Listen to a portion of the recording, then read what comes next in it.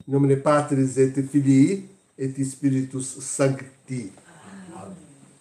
Estamos então hoje na quinta-feira da segunda semana depois da Páscoa, celebrando esses dois mártires sumos pontífices, Sotero e Caio.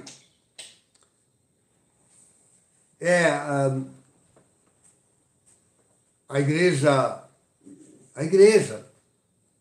sim, não o papado, mas a igreja mesma é que sofreu a grande perseguição do seu início.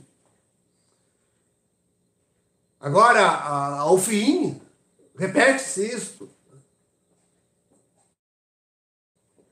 A igreja, sim, certamente. Mas para atingir a igreja, os inimigos se deram conta que era, sim, necessário destruir o papado. Era necessário. Quem conhece aqueles pontos daquela reunião maçônica de Alta Vendita, sabem que ali eles colocaram isso muito perfeitamente, muito bem.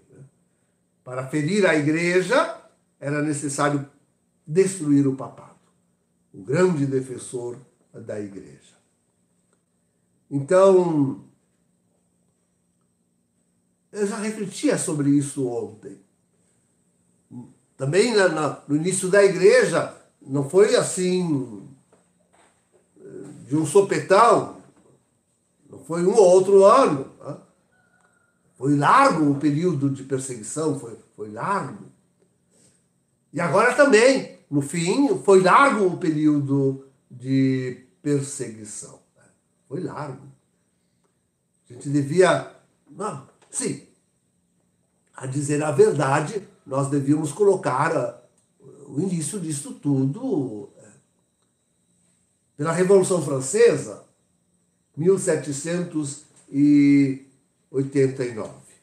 E eu, como todos, sempre caímos nesse erro, colocar em primeiro lugar a Revolução Francesa, mas não só ela. Já antes dela, em 1776, a criação do primeiro grande Estado maçônico independente, que foi os Estados Unidos da América do Norte. O grande primeiro Estado maçônico independente. Bem isso. Então, tanto a criação deste Estado quanto a Revolução Francesa foram levantes contra a Santa Igreja Católica. Mas é claro que a coisa toma um ar mais sério, mais violento, mais difícil, mais terrível, quando o assalto se dá internamente. Quando começam a atingir aí o coração da igreja. Porque atacar a igreja mesmo com palavras, com livros, com canhões, nos fortalece. Pode até nos diminuir, no sentido de número, mas nos fortalece, no sentido da adesão a Jesus, da santidade, e também da luta com palavras e pregações, o que faz crescer a igreja. O que faz crescer a igreja, tudo isso. Não se esqueçam que a palavra, a pregação, é importantíssimo para o crescimento da igreja. Mas quando nos atacam justamente atacam justamente a fé.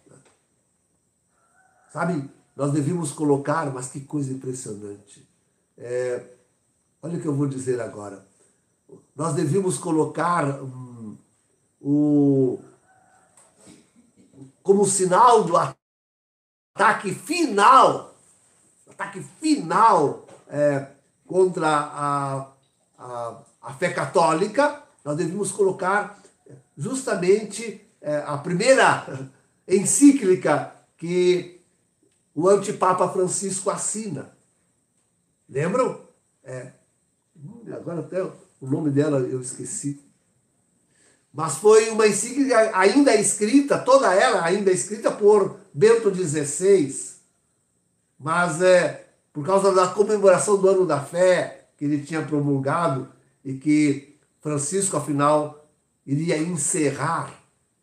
Como ele renunciou a meio, estava escrevendo a encíclica, Francisco, aliás, na própria encíclica, Francisco declina isto, ele acaba por assinar.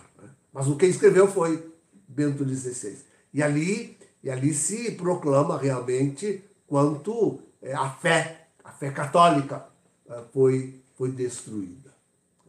Foi destruída. Depois, mas o início nós tivemos, se aí temos o fim, o início nós tivemos naquilo que se chama a viragem do século XIX, 1880, 1890, quando aparecem aqueles grandes movimentos, e é isso que eu dizia ontem, aqueles grandes movimentos contra o papado, contra, muitas vezes disfarçado esse ataque como sendo a Cúria Romana, mas era ao papado, né? Quer dizer, a fé, a igreja, enfim. Né? Quer dizer, aqueles grandes movimentos, o litúrgico, que queria a renovação, todo custo renovação da liturgia, né? Começam por criar esses livrinhos que nós usamos, colocando na mão dos fiéis duas colunas. Esse aqui não tem duas colunas, mas duas colunas, uma com o latim e a outra com a tradução do vernáculo. Essa é uma das grandes obras daquela viragem, esses missaizinhos que nós temos aí. Depois, sim, a Novela Teologia, não podemos esquecer, que justamente procura para os teólogos uma independência da Igreja, do Vaticano, do Papado. Querem ser, desculpe o termo, querem ser livres pensadores, já dizia isso. Querem ser livres pensadores, querem ser maçônicos. E a maçonaria que em cheio vai entrar, de fato, na tal da teologia deles. Então, a Novela Teologia, na qual todos fomos formados, digo e repito, na qual todos somos formados, a qual foi defendida com unhas e dentes por Francisco. Mas tivemos também a reforma, o movimento bíblico, que procurou também essa mesma independência, sobretudo com aqueles chamados, as chamadas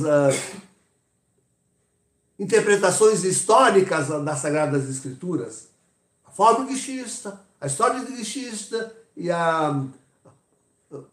Como é que é a terceira? Uma sempre esqueça. Kritikergeschichte, coisa parecida. História da crítica.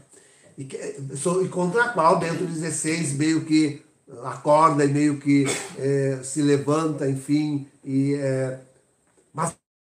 Mas está aí, fez a cabeça.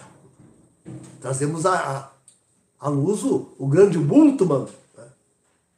Exegeta protestante, não católico, mas cuja influência na interpretação das Sagradas Escrituras invadiu a Santa Igreja de forma avassaladora. Sempre digo, então quiseram colocar a Bíblia nas mãos do povo, a Bíblia no vernáculo, nas mãos do povo, para que o povo tivesse acesso às Sagradas Escrituras. E o que deu é essa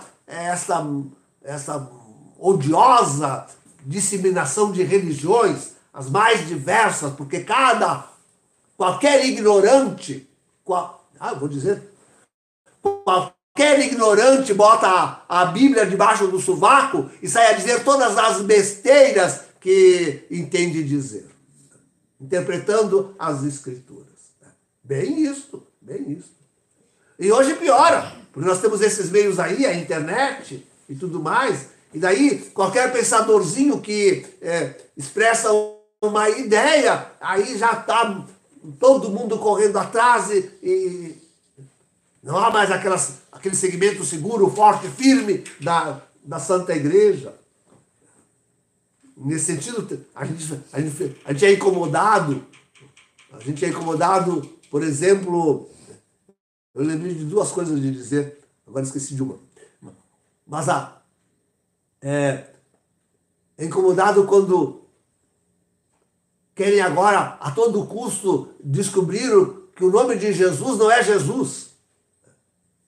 Ficam forçando a gente com teorias e... Lembrei da outra. Com teorias e... Ou como aquele intelectualzinho que está aí na internet, um jovem intelectualzinho que vai explicando as escrituras e chega à conclusão que uma passagem de Isaías lá, onde se fala na puérpera que daria à luz um filho. Aliás, Bento XVI fala muito bem nisso também na sua trilogia Jesus de Nazaré, mas esse homem chega a dizer que ali se alicerça toda, esse rapaz, um bobalhão, um gurizão, chega a dizer que ali se alicerça toda a devoção da igreja à Nossa Senhora, num erro histórico, dizer, num erro, ele, sua luminar inteligência, como se nós não aprendêssemos essas coisas em seminário. A nossa devoção à Nossa Senhora era o fato dela ser nossa mãe, mãe de Jesus e nossa mãe. E agora cada um quer se sentir intelectual e sábio e fica aí. E deixam a Santa Igreja. Deixam a Santa Igreja por causa dessas coisas. E tantas outras. Então, sim, o movimento bíblico. Sobretudo esses três grandes movimentos que desde o interno começaram a corroer a fé, a unidade, os dogmas, os sacramentos, a pregação da Santa Igreja, a pregação que faz a conversão dos corações e dos povos. E até que se resulta naquilo que o próprio Ratzinger chamou a Revolução Francesa ad interno da Igreja, que foi o Concílio do Vaticano II.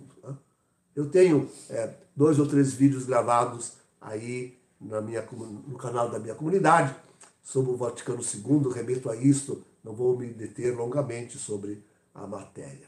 Mas o Vaticano II deixa aí em aberto uma chaga, uma ferida muito grande. Sempre digo que agora o antipapa e falso profeta Bergoglio pretende se alicerçar no Vaticano II para as suas besteiras, suas aberrações, suas heresias e seus desmandos. Mas ele pretende também se alicerçar até em Santo Tomás de Aquino, ele também pretende se alicerçar até em São Francisco de Assis, ele pretende... Já disse, cada um pode pegar o Vaticano II, como digo da Bíblia, cada um também pode pegar o Vaticano II debaixo do sovaco e sair a dizer todas as besteiras que entenda dizer. Assim faz Francisco com toda a tradição da Santa Igreja Católica. Mas enfim, chegamos então, depois deste ponto final, que é aquela encíclica, ponto final porque ali já houve a mudança radical, isto é, saiu o último Papa legítimo, né? Já estávamos nas mãos do usurpador, já estávamos sob o usurpador, né, da Cátedra Petrina. Digo isso porque então já assim, tem que dizer uma palavra sobre isso, quase esquecia, se desmantelava a igreja afogada por tudo isso que chamamos então de modernismo. Essa palavra não pode esquecer nesse momento de falar.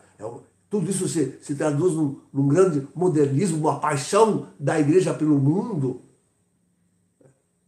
uma paixão da igreja pela ciência, como se fosse superior à teologia, como se a teologia não fosse ciência. Como uma paixão muito grande pela vida moderna e pós-moderna do homem. Apaixonado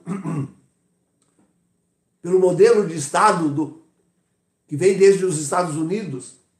Olha, agora acontece então aí as primaveras, né? A primavera,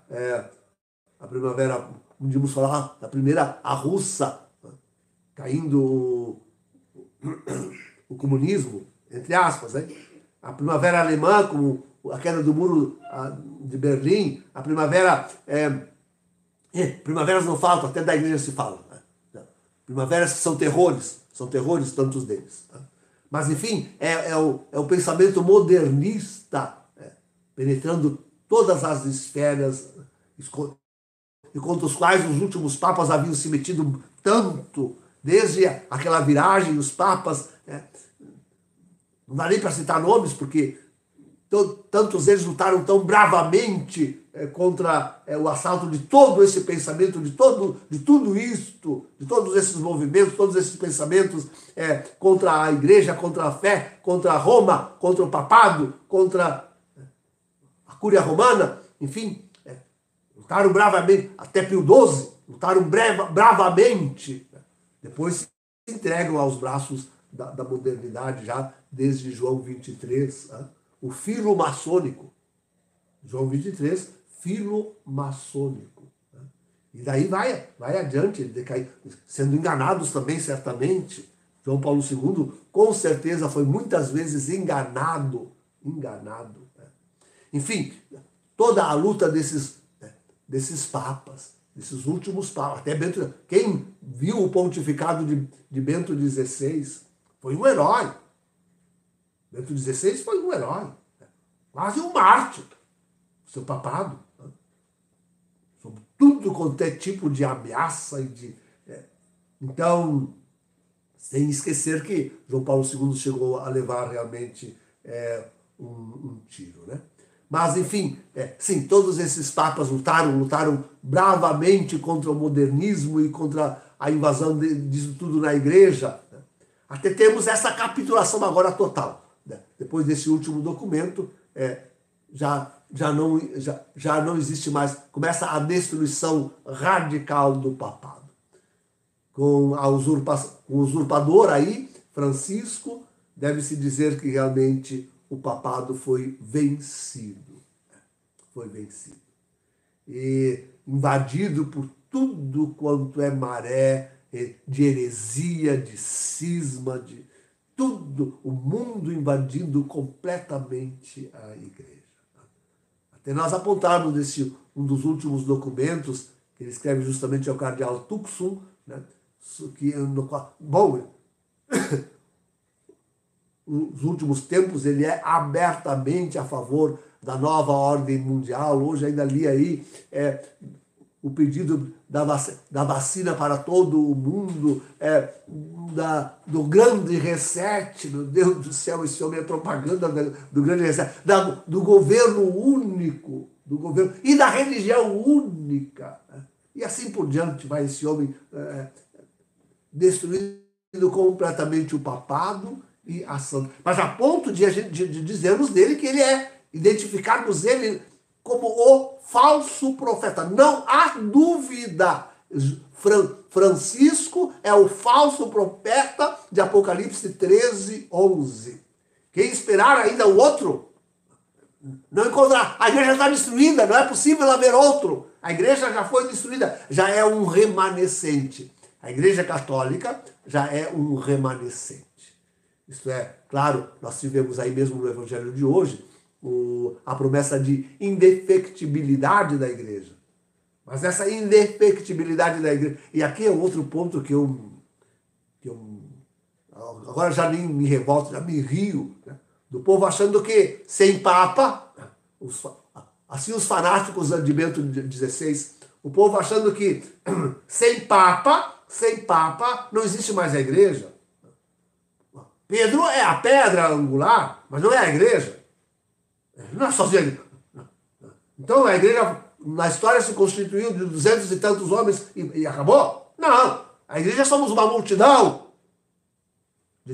Não só de batizados, mas de todos aqueles que, de alguma forma, desejaram o batismo. Somos uma multidão. Todos os batizados, uma multidão. Não são meia dúzia de homens que se sentaram lá no trono de Pedro. Eu! Que é isto? Que ignorância! Que bobagem! Por favor. Então, hoje, remanescente. Isto é um pobre povo disperso, né? Quase sem comunidade. Eu acho meio ridículo chamarmos nós aqui de comunidade, mas já somos, vamos sendo. Devagarzinho vamos sendo uma comunidade. A comunidade tem que ter tudo quanto é tipo de gente. Solteiros, religiosos, casados, crianças, vovós. Para ser uma comunidade autêntica, católica, tem que ter tudo quanto é tipo de gente. Né? Então, mas sim, alguma comunidade aqui e ali espalhada, tentando lutar para a sobrevivência, mas sobretudo lutando realmente pela sobrevivência da Igreja Católica. É para isso que nós estamos aqui. Nós estamos aqui porque, vendo que estamos no fim do mundo, já estamos sem papado e nunca mais voltaremos a ter papa. Nunca mais voltaremos a ter um papa reinante. Eu me lembro de queridos amigos que falam que Bento XVI é o papa reinante. Que papa reinante? Que bobagem. Papa reinante, coisa. Me mostra um documento em que ele reina sobre a igreja depois da sua renúncia. Aí eu direi que ele é o papa reinante. Não existe, não tem. Então, não poderão me mostrar porque não tem. Cale-se. Fecha a boca. Não existe, não tem. Fica quieto. Então, sim, estamos e ficaremos sem Papa até o fim. E essa pobre igreja remanescente fique nessa luta, essa grande luta. Começou lá, com esses papas. Né? Sotero, Caio enfrentaram isto. Né? Começou lá com Pedro. Nós agora estamos no epílogo, no fim. E temos que sustentar, e é para isso que existimos aqui.